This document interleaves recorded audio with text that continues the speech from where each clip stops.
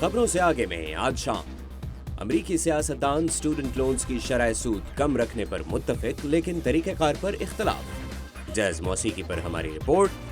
और बाल्टिमोर शहर को खूबसूरत बनाने के लिए दुनिया भर के आर्टिस्ट्स ने ब्रश उठा लिए।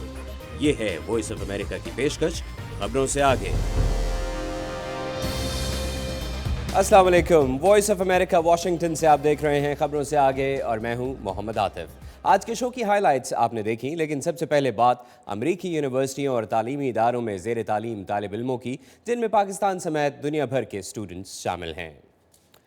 अमेरिका में आला तालीम हासिल करने के ख्वाहिशमंद तालिब इल्मों को फ़ीस, किताबों और रिहाइश के अखराजात में कसीर रकम खर्च करना पड़ती है, जो अक्सर औक़ात लाखों डॉलर्स में पहुँच जाती है। अक्सर तालिब इल्मों और उनके वालिदैन के पास इतने भारी अखराजात बर्दाश्त करने के लिए माली वसाइल नहीं होते, चुनांचे उन्हें स्कॉलरशिप्स, ग्रांट्स और सरकारी और निजी इदारों के कर्ज़ों का सहारा लेना पड़ता है।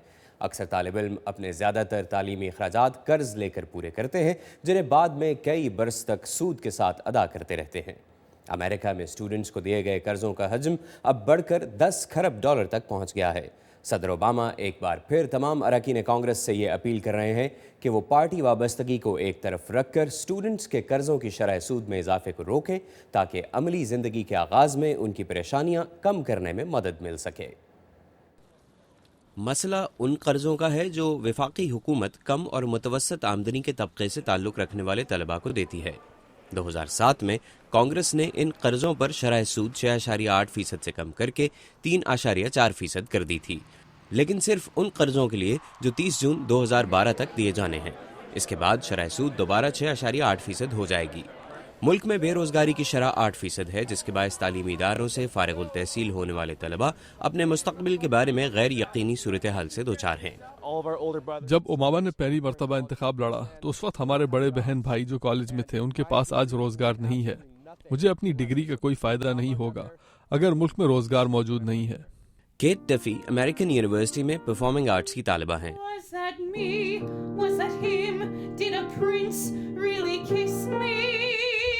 वो 1 महीने में डिग्री मुकम्मल कर लेंगी। मैं खुश भी हूँ और अफसरदा भी, क्योंकि मैं और मेरे दोस्त गुज़श्ता 4 साल से यूनिवर्सिटी के माहौल में रहे हैं और अब हम यहाँ से बाहर हकीकी दुनिया में जाने वाले हैं। डफी की दोस्त एंजेला मिलर भी ग्रेजुएट होने वाली हैं। ये दोनों म्यूजिक और थिएटर में अपना करियर बनाना चाहती हैं।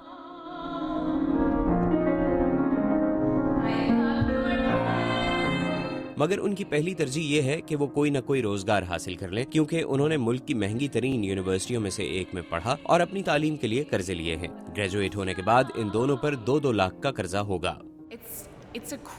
मुझे नहीं पता कि क्या होगा और ना ही मैं इसे मुकम्मल तौर पर समझ सकी हूँ, ना मैं समझ सकूंगी जब तक कि मुझे कर्ज की किस्तों के बिल नहीं आना शुरू होते। 2012 अमेरिका में सदारती इंतखाब का साल भी है। स्टूडेंट लोन्स सदर ओबामा की कैंपेन में एक अहम मौजू बन चुके हैं। We can't make higher education a luxury. It's an economic imperative. Every American family should be able to afford it. Republicans इसके अखराजात सदर ओबामा के हेल्थ केयर बिल पर आने वाले अखराजात कम करके अदा करना चाहते हैं, जबकि सेनेट में डेमोक्रेट्स अमीरों पर टैक्स में इजाफा और ऑयल और गैस कंपनियों को दी जाने वाली रियायत खत्म करके स्टूडेंट लोन्स की शरह सूद को पहले वाली सतह पर बरकरार रखना चाहते हैं। कुछ तलबा ऐसे भी हैं जो अपनी तालीमी काबिलियत को भुलाकर कोई भी जॉब करने के लिए तैयार होंगे। मेरे बहुत से दोस्त 2 या 3 नौकरियां कर रहे हैं। मैं जानती हूँ कि मुझे मुख्तलिफ किस्म के काम करने पड़ेंगे, लेकिन बिलाखिर ऐसा होगा कि मुझे अपने शोबे से मुख्तलिफ जॉब नहीं करनी पड़ेगी और मैं इस शोबे को अपना लूंगी जिसकी मैंने तालीम हासिल की है। तलबा का कहना है कि अमरीकी कॉलेजों और यूनिवर्सिटियों में तालीम के अखराजात हर साल बढ़ रहे हैं और मुतवस्सत या कम आमदनी वाले घरानों के तलबा के लिए बगैर कर्ज लिए फीसें अदा करना मुश्किल होता जा रहा है और वो अपनी नस्ल को कर्ज में डूबी हुई नस्ल करार देते हैं। तालीम और रोजगार का एक दूसरे से गहरा ताल्लुक है। अमेरिका की वर्कफोर्स में जिनकी उम्रें 18 से 64 साल के दरमियान हैं, बहुत से अफराद ऐसे भी हैं जिन्हें किसी न किसी माजूरी का सामना है। उनके लिए काम करने वाली तंजीमों का कहना है कि ऐसे 80% माजूर अफराद के पास मुस्तकिल रोज़गार नहीं है और मुलाजमतें फ़राहम करने वाले अक्सर इदारे उन्हें वो मखसूस सहूलतें फ़राहम करने के लिए तैयार ही नहीं हैं जो उन्हें अपने काम की अदायगी के लिए दरकार होती हैं। لیکن اب ایک امریکی کمپنی معذور افراد کو اپنے ادارے میں جگہ دینے کے لیے اپنے طریقہ کار میں تبدیلی لا رہی ہے۔ یہ تبدیلی کیا ہے، بتا رہے ہیں عبدالعزیز خان۔ ریاست مشیگن کے شہر لینسنگ کی اس فیکٹری میں امریکی فوج کے لیے وردیاں اور کپڑے بنائے جاتے ہیں۔ ہر ماہ یہ فیکٹری 3 لاکھ کپڑے بناتی ہے، جن میں وردیاں اور جیکٹوں سے لے کے ہر قسم کی چیز شامل ہے۔ اس فیکٹری کے 1200 ملازم ہر روز 2 شفٹیں لگاتے ہیں تاکہ اتنی بڑی ماہانہ پیداوار کو ممکن بنایا جا سکے۔ ان ملازمین میں سے صرف 15% معذور نہیں ہیں، باقی 85% میں نابینا اور بہرے افراد سے لے کر ذہنی بیماریوں کے مریض بھی شامل ہیں۔ بین اور چک نابینا ہیں، مگر ہم نے ایسے آلے بنا لیے ہیں جن کی مدد سے یہ اپنا روزمرہ کا کام کر سکیں۔ پیکھم ایک ایسی نان پروفٹ تنظیم ہے جو معذور لوگوں کو نوکریوں کی تربیت دیتی ہے۔ یہ ایسی ٹیکنالوجی استعمال کرتی ہے جو معذور افراد کو ان کے کام میں مدد دے۔ یہاں چھوٹا سا سوراخ ہے، آپ اس میں سے دھاگا گزارتے ہیں اور آپ نے دیکھا کہ اب وہ وہاں نہیں، کیونکہ میں اور بین نابینا ہے، اور اس وجہ سے اگر ہماری انگلی مشین میں چلی بھی جائے اس مشین سے ہمیں چوٹ نہیں لگے گی۔ These are all clean. They cleaned them and put them back. Why'd they do that? ایمی روز ہائیبور کا ذہن ذرا کمزور ہے اور وہ نفسیاتی مسائل کا شکار بھی ہیں۔ پیکھم میں آنے سے پہلے انہیں کئی نوکریاں تبدیل کرنی پڑی تھیں۔ I just thought that it was something. مجھے لگتا تھا کہ میرے اندر کوئی مسئلہ ہے اور میں نوکری اس وجہ سے نہیں کر پاتی تھی کہ میں محنتی نہیں ہوں۔ My job right because I'm not motivated. ان کے سپروائزرز انہیں مستقل ایک کام سے دوسرے کام منتقل کرتے تھے تاکہ ان کا دھیان رہ سکے، مگر اب یہ دوسرے ملازموں کو سپروائز کیا کرتی ہیں۔ It really started to turn with me of مجھے احساس ہوا کہ شاید میری ذہنی کیفیت میرا قصور نہیں۔ اس جگہ یہ بات سب کو سمجھ میں آتی ہے اور لوگوں کو معلوم ہے کہ میرے ساتھ جو مسئلہ ہے اس میں میرا کوئی قصور نہیں۔ وہ اس سے نمٹنے کے طریقے اختیار کرتے ہیں اور یہ بہت ہی اچھی بات ہے۔ so that it works. پہلی شفٹ ختم ہوئی ہے اور مزدور خوشی منا رہے ہیں۔ پیکھم نامی ادارے کو ایک ایسا سرکاری پروگرام چلاتا ہے جس کے تحت حکومت ان نان پروفٹ اداروں کی اشیاء خریدتی ہے جو معذور افراد کی مدد کر رہے ہیں، مگر ماہرین کا کہنا ہے کہ امریکہ میں لاکھوں معذور افراد ایسے ہیں جو اس وقت تک روزگار نہیں حاصل کر سکتے جب تک کہ کمپنیاں معذور افراد کے کام کرنے کے لیے سہولیات فراہم نہیں کریں۔ مانا رابی کے ساتھ عبدالعزیز خان، اردو VOA۔ اب وقت ہو رہا ہے ایک مختصر سے بریک کا، اور بریک کے بعد ہم آپ کے لیے لا رہے ہیں مغربی موسیقی کے ایک معروف صنف جاز پر ایک رپورٹ۔ ہمارے ساتھ رہیے گا۔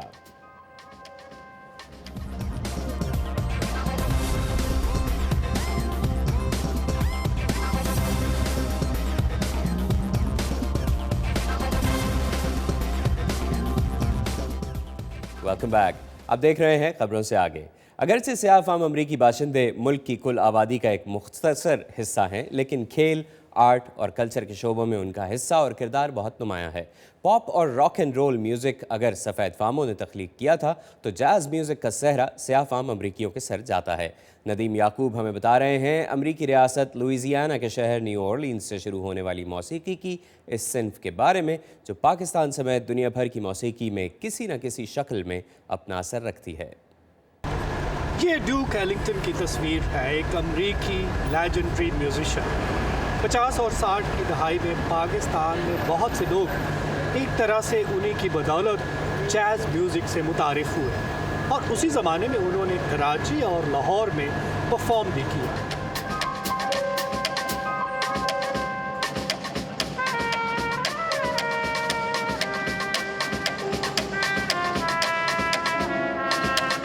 اور واشنگٹن کی پورٹریٹ گیلری میں ایک جاز کانسرٹ کے دوران یہ نوجوان ڈیوک کی ترتیب دی ہوئی ایک دھن بجا رہے ہیں۔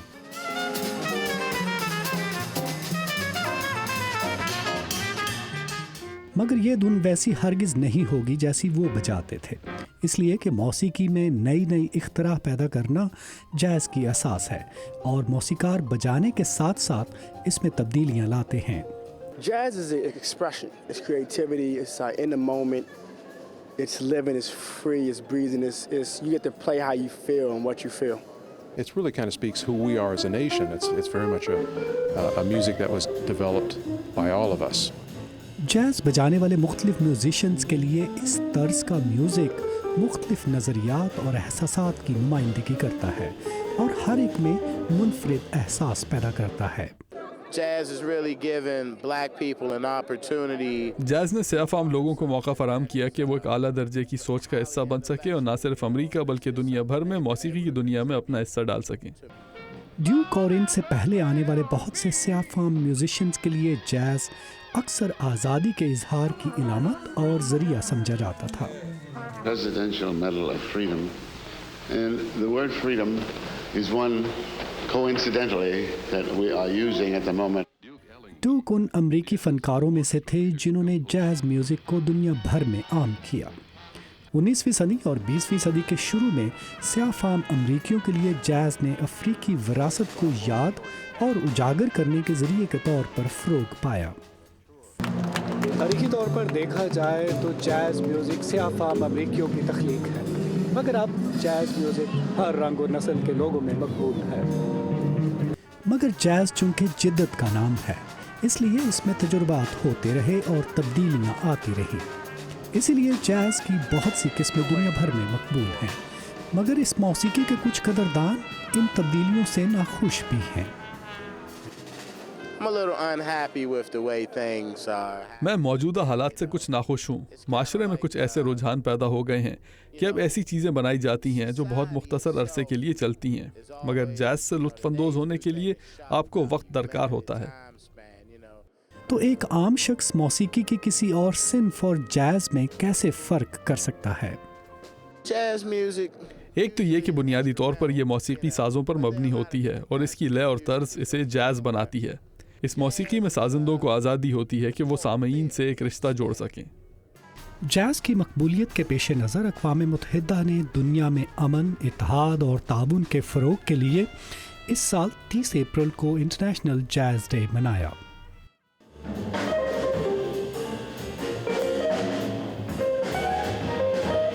बेशक जैज़ सियाफ़ाम अमरीकियों के तजुर्बात से मुतासिर रहा है, मगर अब दुनिया भर में इसे अमरीकी विरासत के तौर पर जाना जाता है।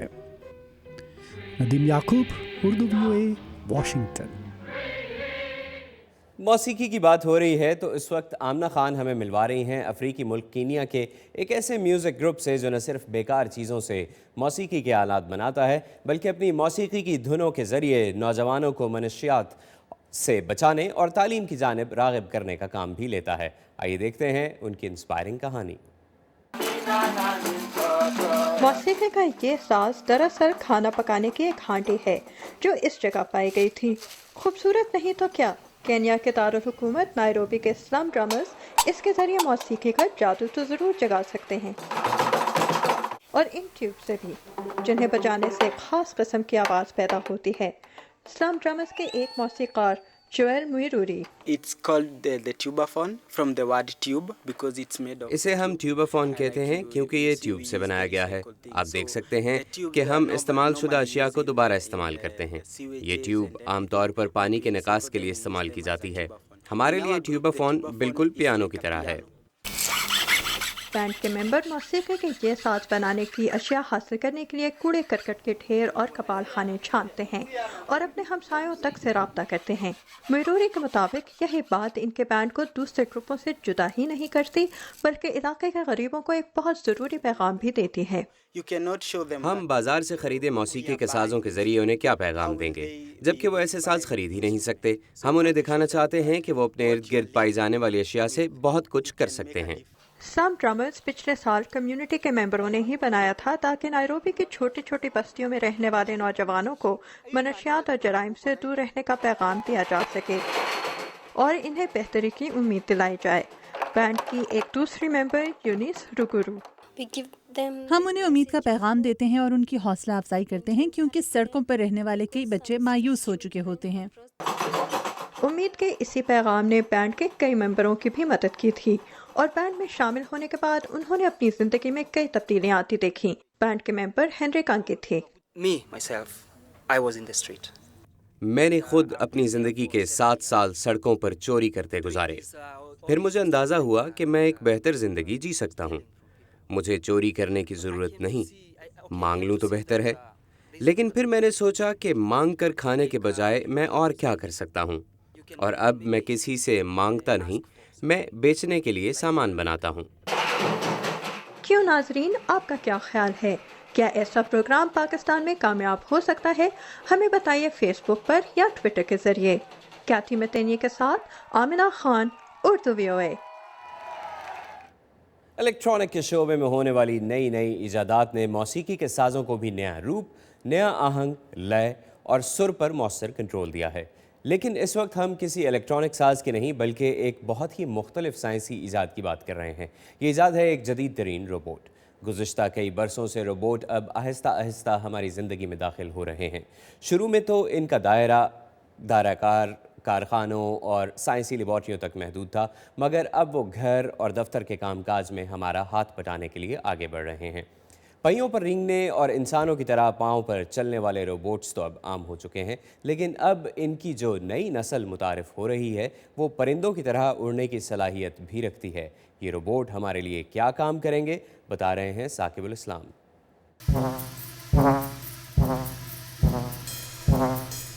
یہاں یہ چھوٹے چھوٹے اڑتے پھرتے روبوٹس بالکل ایسے ہی کام کر رہے ہیں جیسے کچھ لوگ مل کر ایک کام سر انجام دیتے ہیں۔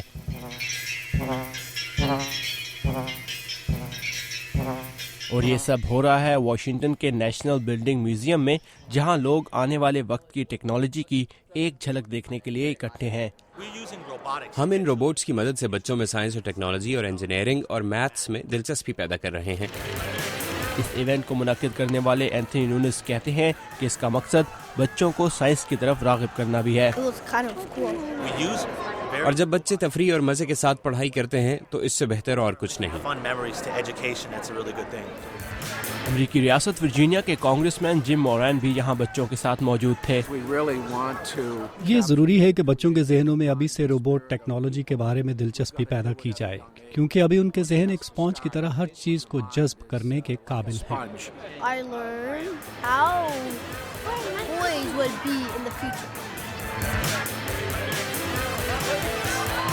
کوئنٹن لنزی یونیورسٹی آف پینسلوینیا میں زیر تعلیم ہے۔ انہیں بھی ان روبوٹس کو دیکھ کر ان میں دلچسپی پیدا ہوئی۔ کچھ بڑا کرنے کے لیے ہمیں آرٹیفیشل انٹیلیجنس یا مصنوعی ذہانت پر تحقیق کرنی ہوگی۔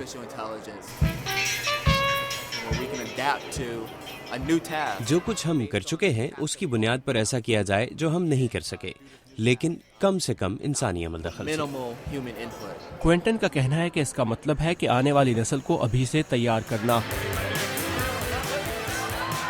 اور یہاں ان بچوں کی دلچسپی کو دیکھ کر لگتا ہے کہ انہیں خوب مزہ آ رہا ہے، اور اسی مزے میں اور انہی بچوں میں کہیں آنے والے وقت کا ایک بڑا ذہن بھی پروان چڑھ رہا ہے۔ آراش اربسادی کے ساتھ ثاقب الاسلام، اردو VOA۔ وقت ہے ایک اور مختصر سے بریک کا، اور بریک کے بعد ہم آپ کے لیے لا رہے ہیں اسلامک آرٹ پر ایک رپورٹ۔ ہمارے ساتھ رہیے گا۔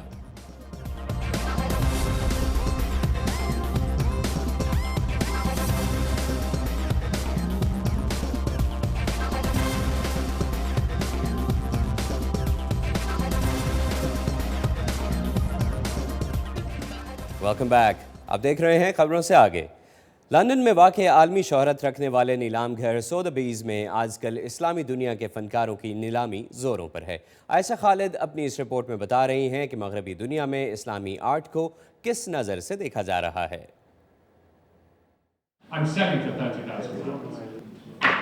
اور بولی لگ گئی 30,000 پاؤنڈز کی۔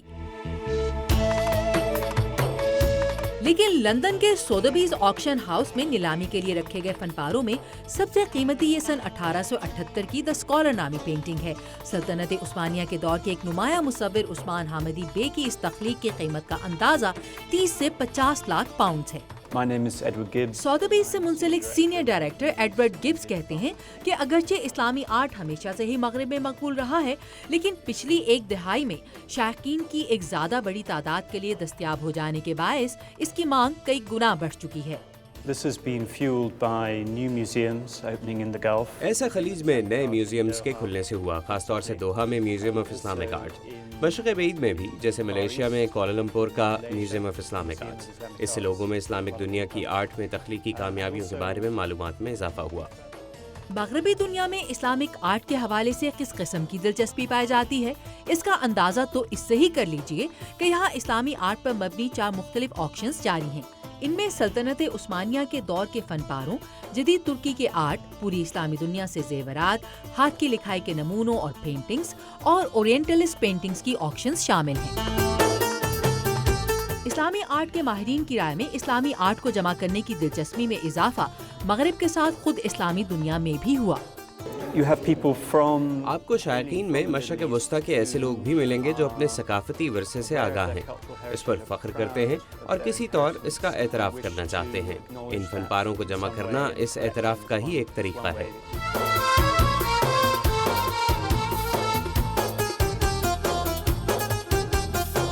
اور سودابی کا کہنا ہے کہ یہ آکشن صرف ارب پتیوں کے لیے ہی نہیں، کیونکہ اس میں درمیانی اور کم قیمت کے فن پارے بھی رکھے گئے ہیں۔ عائشہ خالد، اردو VOA، واشنگٹن۔ اور لندن سے اب چلتے ہیں امریکی ریاست میری لینڈ کے شہر بالٹیمور میں، جس کا شمار امریکہ کے قدیم شہروں میں کیا جاتا ہے۔ اس شہر کے پرانے علاقوں کو نئی شکل دینے کے لیے ایک مہم کا آغاز کیا جا رہا ہے، جس میں امریکہ اور دنیا بھر کے بہت سے فنکار حصہ لے رہے ہیں۔ یہ لوگ بالٹیمور کی پرانی عمارتوں پر مختلف اشکال اور میورلز بنا رہے ہیں۔ مدیہ انور آپ کو دکھا رہی ہیں کہ کس طرح سے ان فنکاروں کا بنایا ہوا کام بالٹیمور شہر کو نئی شکل دے رہا ہے۔ فریڈیسم اوپن والز بالٹیمور نامی پروگرام میں حصہ لینے کے لیے جنوبی افریقہ سے آئے ہیں۔ مجھے دنیا کو اپنی پینٹنگز کے ذریعے دیکھنا اچھا لگتا ہے۔ اگر میں یہاں بطور سیاح آتا تو شاید بالٹیمور کے بارے میں اتنا نہیں جان سکتا تھا۔ بہت سے سیاحوں کے لیے اس قدیم علاقے میں، جہاں پچھلی کئی دہائیوں سے بوسیدہ عمارتیں اداس کھڑی ہیں، دلچسپی کا کوئی خاص سامان نہیں، لیکن یہاں کے رہائشیوں کو امید ہے کہ یہ میورلز ان کے شہر میں مثبت تبدیلیاں لائیں گے۔ یہ بالٹیمور کا پرانا علاقہ ہے، یہاں پین اسٹیشن بھی ہے اور یہ سیاحوں کے لیے اچھی جگہ ثابت ہو سکتا ہے۔ اس علاقے میں گایا جیسے فنکار بھی رہتے ہیں جو اس شہر کو خوبصورت بنانے کی اس مہم کے منتظم ہیں۔ میں نے اس پروگرام میں ایسے لوگوں کو چنا جو اپنے کام کے ذریعے دنیا میں مثبت تبدیلی لانا چاہتے ہیں، جس کی ایک مثال یوکرین سے تعلق رکھنے والے یہ فنکار ہیں۔ گایا نے پرانی عمارتوں پر پوسٹرز لگائے، ان کے بنائے ہوئے ایک میورل نے مقامی رہائشی ولیم کی توجہ حاصل کی۔ مجھے کبوتر بازی کا شوق ہے۔ ایک وقت میں میرے پاس 300 کبوتر تھے۔ کبوتروں کو دیکھ کر امن کا احساس ہوتا ہے۔ بالٹیمور کی شمالی ڈسٹرکٹ کی دیواروں کو سجانے کا یہ پروگرام حکومت نے مقامی بینک کی مدد سے شروع کیا ہے۔ ہم اس علاقے کی رونق کے بحال کرنا چاہتے ہیں اور چاہتے ہیں کہ لوگ اس علاقے میں پراپرٹی خریدیں اور سرمایہ کاری کریں۔ اس علاقے میں پھولوں کی یہ دکان پچھلے 30 سالوں سے قائم ہے، جس کے مالک وینڈر پیئرسن ہیں۔ میں اپنی دکان میں لوگوں کو متوجہ کرنے کے لیے مختلف چیزیں رکھتا ہوں۔ مقامی رہائشیوں کو امید ہے کہ ان اقدامات سے بالٹیمور کے اس پرانے علاقے کی رونقیں بحال ہوں گی، جسے ماضی میں نظر انداز کیا گیا لیکن جس کا مستقبل اب تابناک دکھائی دیتا ہے۔ سوزن لوک کے ساتھ مدیحہ انور، اردو VOA۔ کل کے شو میں فیوچر لیڈرز سیریز میں تابندہ نعیم آپ کی ملاقات کروائیں گی اسلام آباد کی طالبہ عبیر فاطمہ سے۔ یہ سلیکشن والا پروگرام کوئی اتنا ایزی بھی نہیں تھا، لائک اگر بس انگلش آنی چاہیے اس کے لیے، اور آپ کے گریڈز اچھے ہونے چاہیے، اور آپ کے پاس ایک ویژن ہونی چاہیے کہ آپ اپنی کنٹری میں چینج کیا لانا چاہتے ہیں۔ آپ کو اپنی کنٹری کے ساتھ لائل ہوں گے تبھی امریکہ میں آ کے آپ پھر بھی اچھے راستے پر رہیں گے۔